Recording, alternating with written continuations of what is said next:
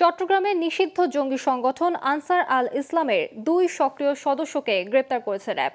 দুপুরে কর্ণফুলী উপজেলার শিকলবাহা ইউনিয়ন থেকে তাদের গ্রেপ্তার করা হয়।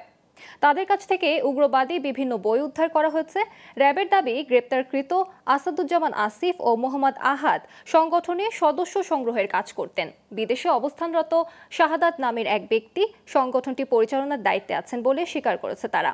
সংগঠনটির শতাধিক সদস্য বিপ নামে একটি মোবাইল অ্যাপের মাধ্যমে যোগাযোগ রক্ষা করেন।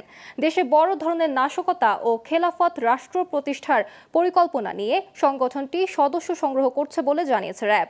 র্যাব 7 এর অধিনায়ক লেফটেন্যান্ট কর্নেল মাহবুব আলম জানান, দেশের বিভিন্ন স্থানে এই সংগঠনের প্রশিক্ষণ কেন্দ্র রয়েছে।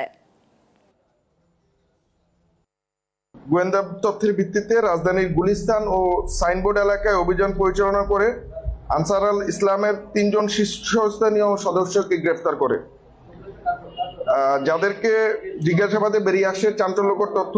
তারা আফগানিস্তানের তালেবানদের উত্থানে উদ্বুদ্ধ হয়ে আল কায়েদা মতাদর্শের জঙ্গি সংগঠন আনসার আল ইসলামে যোগদান করে।